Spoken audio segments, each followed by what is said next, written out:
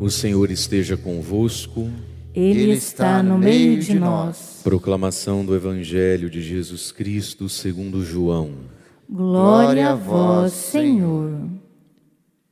Naquele tempo, Jesus partiu da Samaria para a Galileia. O próprio Jesus tinha declarado que um profeta não é honrado na sua própria terra.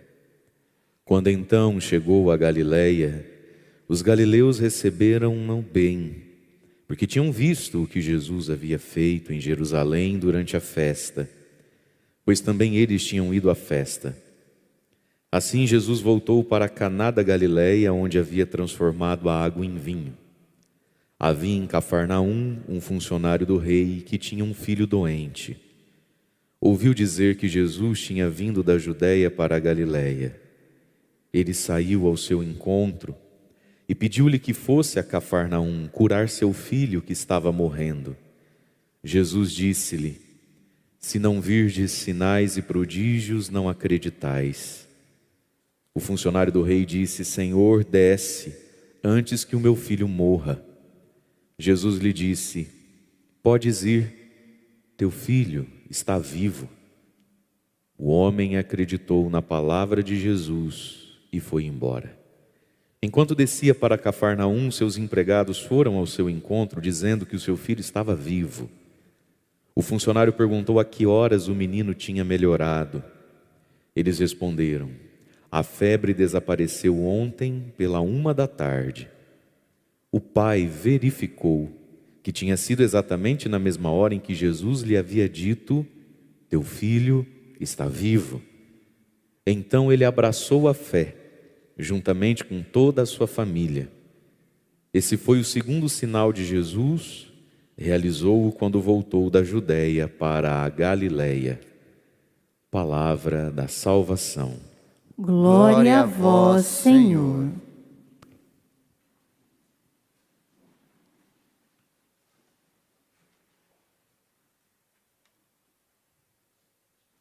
O homem acreditou na palavra de Jesus e foi embora.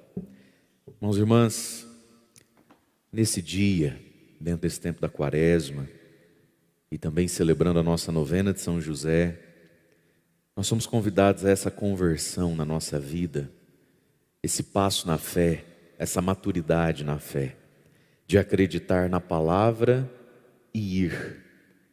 Ir levando a palavra. O homem queria porque queria, e a gente consegue entender ele, queria porque queria levar Jesus consigo. Senhor, desce depressa, Senhor, vem comigo, meu filho está para morrer. Então a gente pode imaginar o desespero desse pai, a ansiedade desse pai, a pressa que ele tinha e a fé que esse homem lá em Cafarnaum teve em Jesus. Nós ouvimos aqui o começo do Evangelho dizendo, que Jesus então parte da Samaria e desce para a Galileia. Por quê? Porque um profeta só não é honrado na sua própria casa, na sua própria terra. Jesus deu com os burros na água em Nazaré. Esse não é o filho do José, o carpinteiro, não é o filho da Maria, e ali a coisa não aconteceu. E foi porque Jesus foi rejeitado na sua terra que Jesus vai fazer milagres em outros lugares. Os evangelhos dizem, em uma das situações, que quiseram até mesmo apedrejar Jesus, e aí então a palavra de Deus diz que Jesus, passando pelo meio deles, seguiu o seu caminho, ou seja, seguiu sendo profeta, seguiu fazendo os prodígios que ele era capaz de fazer.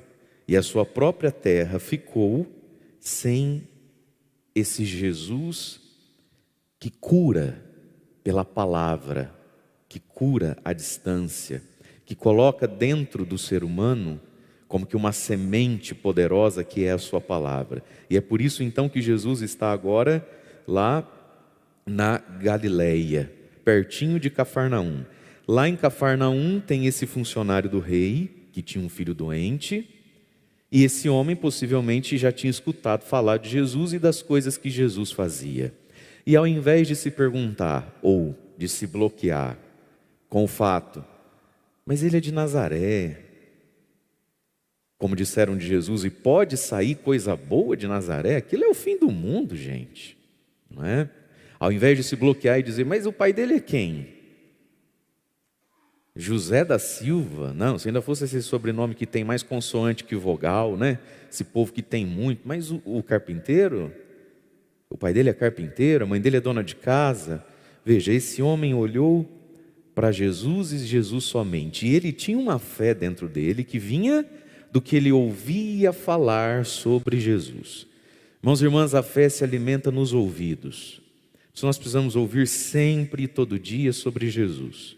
Hoje, nessa segunda-feira, nós vamos ouvir uma porção de coisas. Animadoras, desanimadoras, notícias boas, notícias ruins. Vamos ouvir e ler um caminhãozinho de fake news. Nós precisamos ouvir todos os dias sobre Jesus, porque senão a gente nem sabe onde buscar Ele. Porque senão Ele pode até estar acessível a nós, como era acessível aquele homem, ir de Cafarnaum ali na Samaria e chamar Jesus, organizar as coisas, quem é que busca, quem é que traz. Mas essa fé precisa estar dentro de mim já um tanto quanto acesa. E ela só está lá dentro de mim já um tanto quanto acesa se eu escuto falar sobre Ele. Como esse pai com certeza ouvia falar a respeito de Jesus. E ele encontrou em Jesus, e nós podemos encontrar também, esse recomeço da vida. A primeira leitura que nós ouvimos do profeta Isaías, capítulo 65, já os finalmente do profeta Isaías, é o profeta Isaías escrevendo com tintas muito coloridas e com bastante exagero, um desejo humano de uma terra sem males, de um novo céu e de uma nova terra, que o profeta profetiza como se possível fosse viver essas coisas todas aqui já, nessa terra mesmo. Mas isso aqui é uma grande profecia que em plenitude se realiza no céu, mas que nós já vamos desfrutando em algum modo, em algum tanto, já nessa vida aqui nessa terra. Então diz lá o profeta: assim fala o Senhor, eis que eu criarei novos céus e nova terra. Esse novo céu e nova terra é a vida eterna. Esse novo céu, essa nova terra é o último dia, quando o nosso Senhor voltar glorioso e renovar todas as coisas, o novo céu e a nova terra. E aí ele diz, as coisas passadas serão esquecidas, nem voltarão mais à memória. Só que esse novo céu, essa nova terra, também é a imagem de um novo coração, de uma nova história. Porque quando a gente de verdade faz um encontro pessoal com Jesus, coisas passadas são esquecidas. A gente sai da frustração, do ódio, da mágoa, de tantas perguntas sem respostas, e a gente como que ressuscita e entramos nós, porque o nosso coração se transforma num novo céu e numa nova terra. Essa é uma experiência que a humanidade um dia vai viver, mas que cada um de nós podemos viver no hoje da nossa vida, meus irmãos. Sair dessa terra velha, dessa terra cheia de coisas na memória e no coração. E olha o que o profeta diz, ao contrário: haverá alegria, exultação sem fim, em razão das coisas que eu vou criar. Em Jesus, Deus cria para você coisas novas, motivo de alegria e de exultação. E aí ele vai dizer, da igreja, né? Do povo: farei de Jerusalém uma cidade de exultação, um povo cheio de alegria. Eu também, diz o Senhor, me exulto com Jerusalém, me alegro com o meu povo. Ali nunca mais se ouvirá a voz do pranto, o grito da dor. Olha que bonito isso. Deus se alegra conosco, junto com a gente nas nossas alegrias. Deus quer se alegrar junto com você, nas suas vitórias, nas minhas vitórias. Por isso Deus quer criar para nós novo céu e nova terra. E à medida em que essa restauração dos corações vai acontecendo também sinais assim, no nosso contexto, mas coisas que só serão definitivas no céu, quando ele diz, ali não haverá crianças condenadas a poucos dias de vida, ali não haverá anciãos que não completem seus dias. É um desejo do coração do ser humano ver esse mundo diferente, né? Vai ser considerado jovem quem morrer antes dos 100, porque o povo sempre conviveu como nós convivemos hoje, com a morte precoce, seja das criancinhas, seja dos adultos, tão jovem morreu. A gente experimenta na morte a consequência do pecado humano, né? A nossa limitação. Não fecha a conta que alguém morra com 40, 50, tão novo, tão jovem. O profeta anciano por esse tempo, onde se o sujeito morrer com 95, 98, você fala, mas gente, tão moço, né? Menino novo, essa vida passa rápido, né? Nem fez censo de ação dele.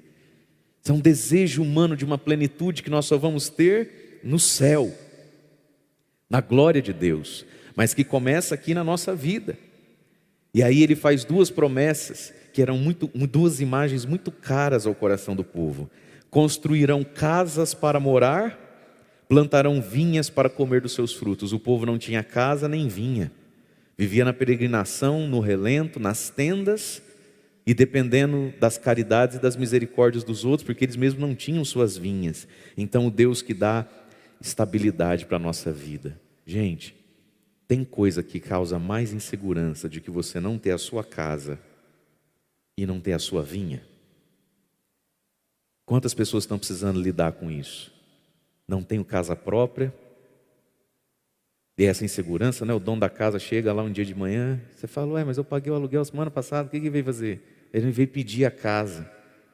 Não é terrível esse sentimento de eu preciso sair daqui, isso é meu, né? E quantas pessoas lidando também com essa insegurança, eu não tenho uma vinha para comer do fruto. Gente, que graça é, e é motivo de louvor, de gratidão, a gente saber que todo dia 5, todo dia 7, todo dia 10 vai pingar lá na conta. Não é? Por isso que o Evangelho, por isso que Deus espera de nós que temos a fé também, algum olhar e compreensão a respeito da pobreza, a respeito dessas coisas, da dignidade humana, não é verdade? Porque isso passa pela nossa fé também. Isso também é desejo de Deus, que o ser humano tenha onde morar e tenha essa certeza de que até dia 10 está lá. Nesse momento que a gente vive, 14, 15 milhões de desempregados, metade de quem trabalha hoje, trabalha sem uma carteira assinada, sem saber se dia 10 pinga lá. É dia por dia mesmo, né? É a luta de cada dia. Deus tem um olhar sobre isso também. E a fé também precisa ter um olhar sobre isso. E é muito triste quando também a religião se presta a essa cegueira.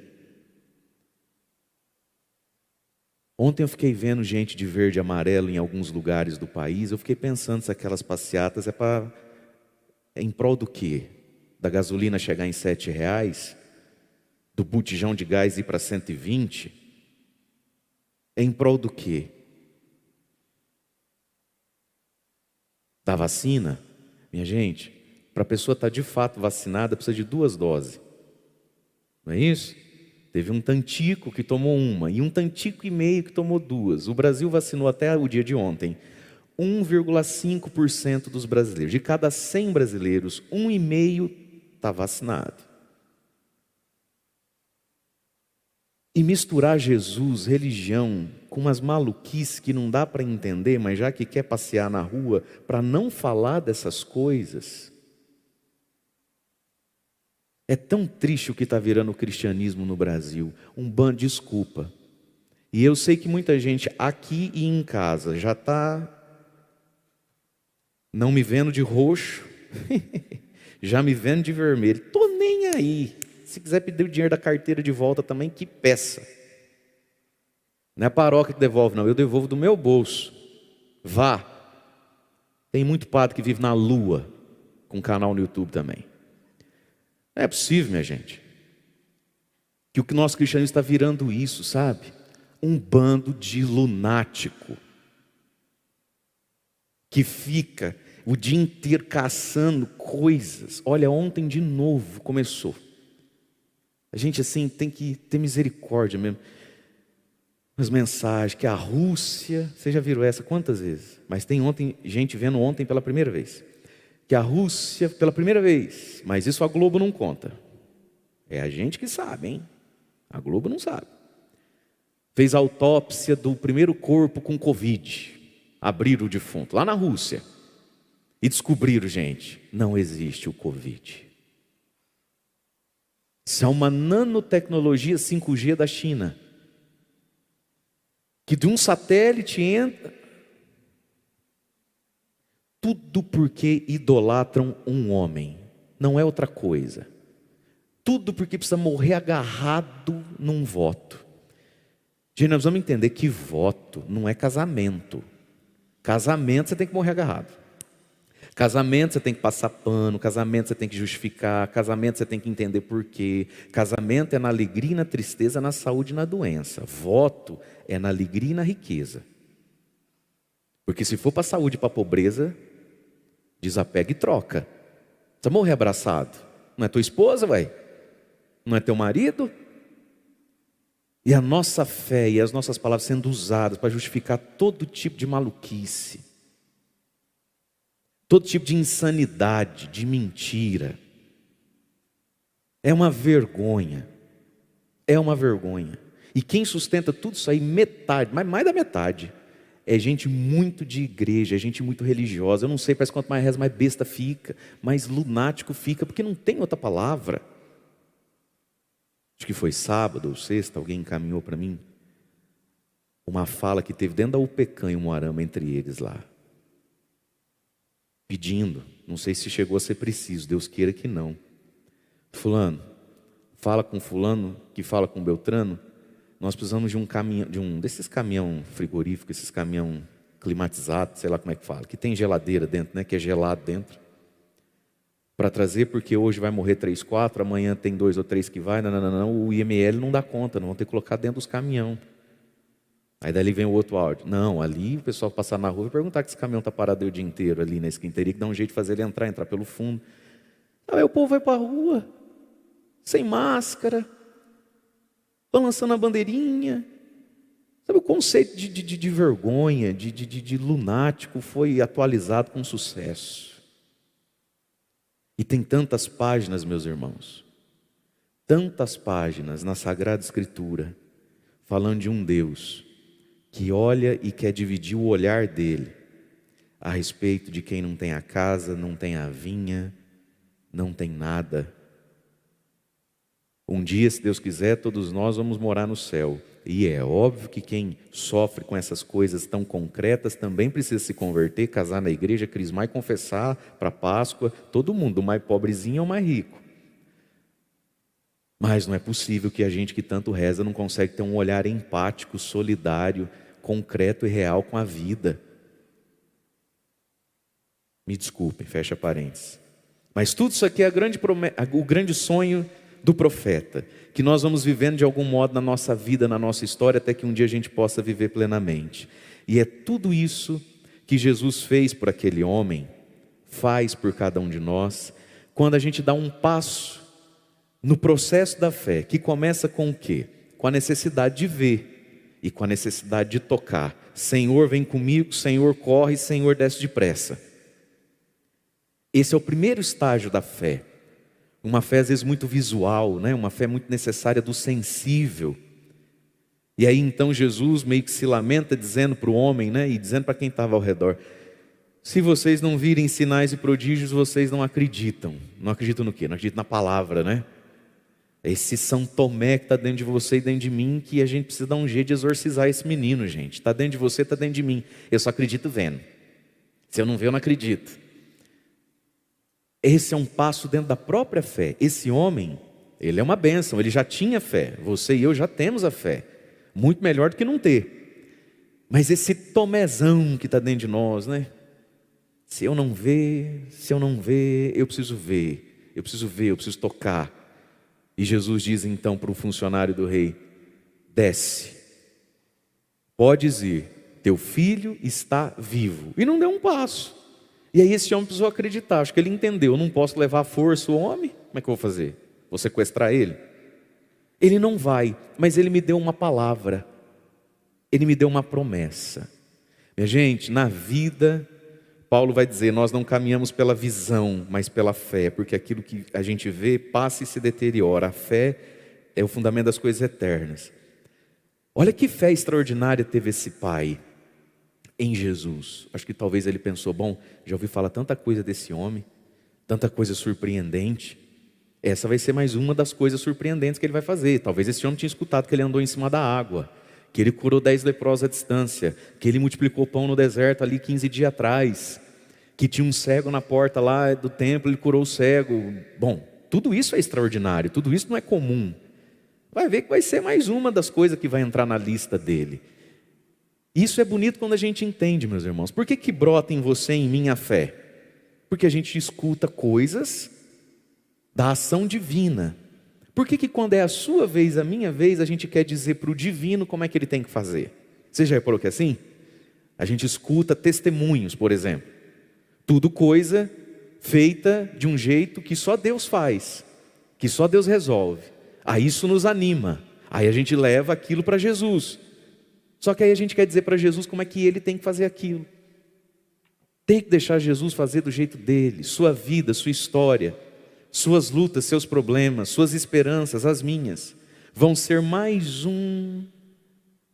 uma bondade de Deus, vai ser mais uma graça na lista das graças que Jesus faz. Não é só na vida dos outros que Deus faz de modo bonito, criativo e surpreendente, na sua vida também. E esse homem precisou aprender então que na fé, a fé tem esses dois lados. Primeiro, crer que Deus pode.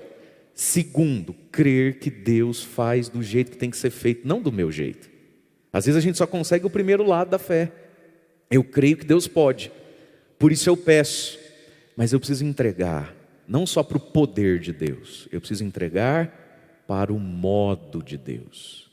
Gente, se a gente olhar para a nossa vida, quantas vezes a gente estava numa enrascada, numa cilada, num desespero. Aí você tinha um plano A e um plano B na cabeça para resolver aquilo. Você não conseguia, mas você acreditava que Deus podia resolver aquilo, ou daquele jeito, ou daquele jeito. E Deus resolveu, estamos nós aqui, e não foi nem desse jeito, nem daquele jeito. Não foi nem o teu plano A, nem o teu plano B. Foi o plano Z. Então a gente tem que entregar ao poder de Deus, mas também ao modo de Deus. Jesus ouviu o homem. Jesus ia exercitar o poder que tinha em favor do filho do sujeito lá, mas do modo dele, não no modo do pai. Nós precisamos desenvolver essa segunda perninha da fé, senão a gente fica manco. A primeira eu acredito que você tem, eu tenho, quem está em casa tem também. O poder de Deus. Eu acho que disso a gente não tem dúvida. O poder de Deus. Mas às vezes a gente não consegue desenvolver a outra perna. O modo de Deus. Porque ele acreditava no poder, ele queria levar para a casa dele. Mas agora ele precisa entender que Jesus tem poder e modos. Não está errado você ter plano A, o plano B e plano C para resolver esse drama, essa situação, esse sofrimento. Está certo, a gente pensa, a gente não é burro, a gente desenha umas soluções para a vida. Mas aí a gente consagra, a gente entrega, sem nunca duvidar do poder, a gente espera o mover. Sem nunca duvidar do poder, a gente espera o modo dele querer fazer aquilo. Vez em quando, quase nunca coincide com o teu plano A, B ou C. Vez em sempre, é sempre Deus sendo Deus. E aí Jesus diz para o homem: podes ir, teu filho está vivo. E o homem acolheu o modo, a obediência. O homem acreditou na palavra de Jesus e foi embora. A gente pega a palavra dentro do nosso coração e vai embora. Daqui a pouquinho, meus irmãos, a gente precisa ir embora daqui. E cada um de nós vai para algum lugar, para alguma coisa, para algum sofrimento, para alguma luta, para alguma alegria. E nós vamos com o quê? Levar Jesus no colo? A gente leva no coração, acreditando na palavra. Por isso que a gente não pode sair de um momento de oração, seja pessoal lá em casa, um momento de oração seja a missa, sem levar lá para fora uma palavra. Qual palavra você vai levar hoje aqui até o fim dessa missa?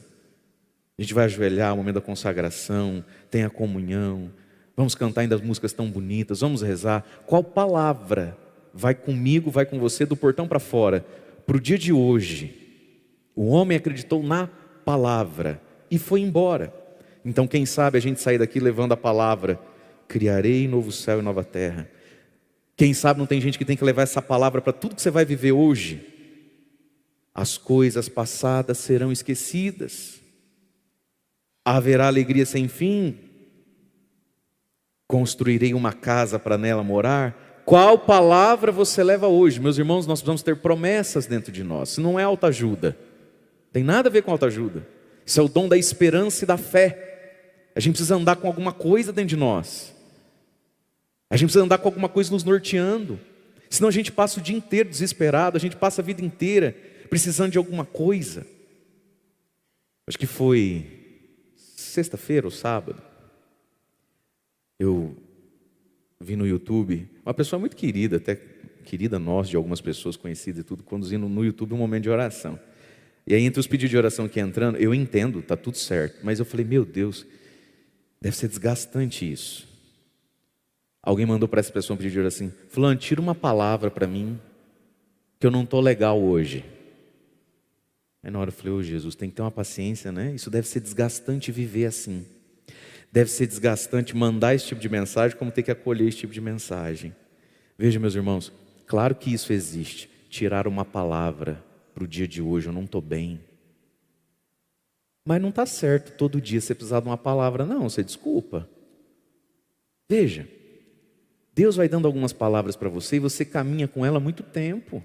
Muito tempo. Você pega uma palavra de Deus, de vez em quando Deus vai te dar uma palavra. Porque a palavra já é dada todo dia no evangelho do dia. Nós somos igreja, meus irmãos. Nós estamos ligados em Cristo ressuscitado. Nós somos o corpo de Cristo. Então, claro que você pode tirar uma palavra. Claro que às vezes você vai se encontrar com alguém, a pessoa faz uma oração por você e Deus dá a ela o dom de ciência. Não está errado. Mas nós somos igreja. Para cada dia nós já temos uma palavra que ilumina o nosso dia e capaz de iluminar o dia de todos nós. Ainda que a gente seja tão diferente um do outro, já tem uma palavra dada para cada dia para nós. E esse homem leva então para casa a palavra. E aqui vem um terceiro momento da fé. A fé sempre exige fé. Repita comigo, fé sempre exige fé. Diga comigo assim, na fé, sempre eu vou ter que ter fé. Porque, presta atenção, o homem vai para casa, não é isso? O menino estava para morrer, até que ele foi na cidade onde Jesus estava, no lombo de um cavalo, de um sei lá o que ele fez. Até que conversa, até que volta, deu tempo de morrer, não deu? Tanto é que o encontro com o empregado no meio do caminho, foi ontem 13h, quer dizer, já tem 2 dias que esse homem está na estrada, entre ida e vinda.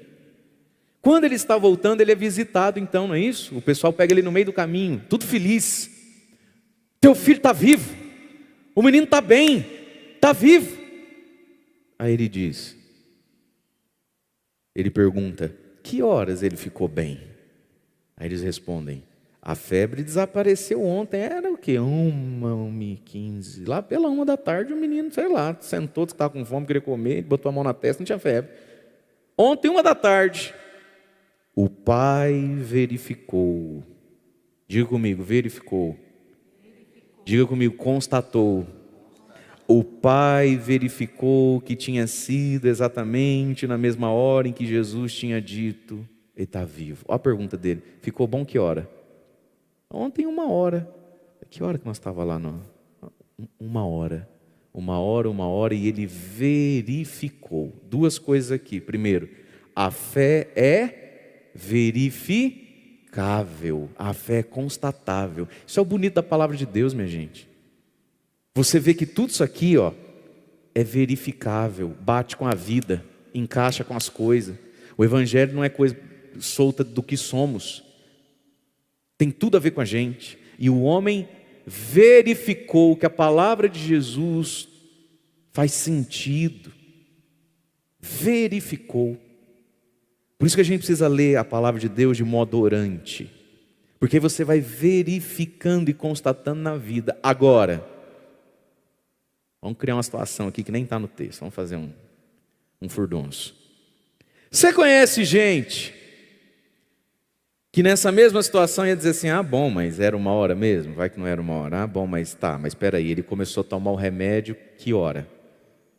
né? Porque numa dessas ele tomou um comprimido às 10 e o remédio demora para fazer efeito, fez efeito 1 hora. Aí você quer dizer, difícil essas coisas, né, padre? Fé é um negócio complicado, né, padre? A fé sempre exige fé. Esse homem, mesmo assim, podia não ter acreditado e achado que isso foi coincidência. Ah, é o horário de verão, né? Porque tá 1 hora, mas qual 1 hora? No horário de verão? Não, não tem mais horário de verão. Ah, mas enfim, aí tem o... Ele verificou, mas quando verificou, precisou ter fé. Só que essa fé não é loucura, essa fé é verificável. Por isso, meus irmãos, Deus dá sinais, por isso Deus vai desenhando para nós, mas tem gente que insiste em não colorir o desenho. Deus vai desenhando para nós, mas você sempre vai ter que pôr algo de fé aí, algo de entrega aí. A fé nunca é um negócio do qual você não tem como não ter fé. Não, você sempre vai poder não ter fé. Você sempre pode arrumar uma brecha para dizer que alguém um dia vai explicar isso que a fé já explica. Sempre. E o homem teve fé na palavra, verificou a palavra e aí teve fé, porque como é que termina dizendo? Então ele abraçou a fé. Percebe como a fé dele não estava pronta? Começou crendo e querendo levar Jesus para casa. Passou pelo estágio de acreditar na palavra. Passou pelo momento de verificar. E chegou no ponto de ter fé de novo. São 4 etapas a fé nesse evangelho aqui. Primeiro, pelos ouvidos crer no poder. Segundo, precisa aceitar que Deus tem modos diferentes. Terceiro, vai verificando na vida que Deus já está agindo e fazendo. Quarto, abraça de uma vez a fé. E olha que bonita essa palavra para os homens agora então, para a gente terminar. Já que estamos novena de São José foi o pai e esposo. O Evangelho chama ele o tempo todo de pai. Pai. Porque ele está nessa situação, não como funcionário do rei, não como homem, ele está ali como um pai. É por causa do filho que ele está nisso. Então, o pai abraçou a fé, juntamente com toda a sua família. Gente, que graça preciosa é uma casa que tem um homem de fé. Que graça preciosa você tem um marido e teu marido tem fé. Minha filha, solta rojão. Se o teu marido tem uns defeitinhos dele, tá. Mas se o teu marido tem fé, gosta de Jesus, gosta de fazer umas rezas de vez em quando, gosta de igreja, ah, meu Deus do céu, meu anjo, você é feliz, hein, filho? Nossa Senhora Aparecida, você ainda não ganhou na Mega Sena, ainda, mas já é milionária. Você já está rica, glamourosa, poderosa. Então, mulheres, se o teu marido, se o pai dos seus filhos tem a fé, fique menos triste, porque você está gordinha mesmo. Tá. Você está meio acabada, a idade está...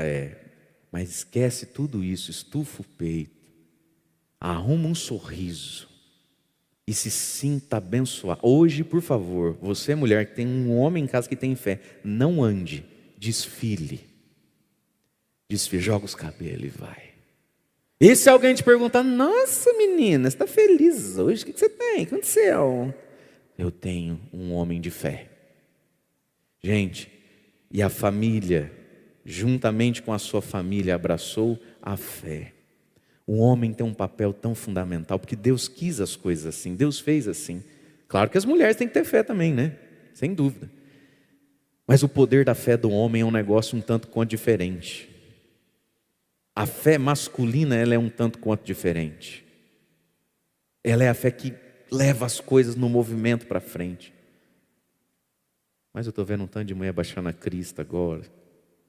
Ô filho, mas se você não tem um homem de fé, então, vamos lá, se o teu homem, o forte dele não é Deus, não é Jesus, reze, peça, novo céu, nova terra. Se Deus pode fazer novo céu, nova terra, podia fazer novo pelo menos um homem. Fala isso para Deus hoje. Pede isso para São José. São José, Deus pode fazer a terra ser nova, o céu ser novo. Eu estou pedindo só o meu marido. Não precisa tudo isso não. O homem de fé. E abraçou com toda a sua família. Esse é o papel do homem. O homem foi feito para família. Gente, homem sem família, homem que não exerce paternidade, homem que não exerce compromisso, é um perigo. As pessoas mais perigosas do mundo são as pessoas sem compromisso. Esse medo que existe hoje do casamento e de ser esposo, isso é muito triste. A dificuldade dos rapazes, né? A idade vem vindo, a dificuldade de ter compromisso, a dificuldade de amarrar o jegue num toco e ficar ali. Esse medo de ser o pai, de ser o homem. Isso é tão triste, mas isso ao mesmo tempo é tão necessário. Por isso nós vamos procurar em Deus essas verdades e rezar hoje. O homem, o pai, ele foi falar com Jesus sobre o filho. Com certeza esse homem tinha mulher.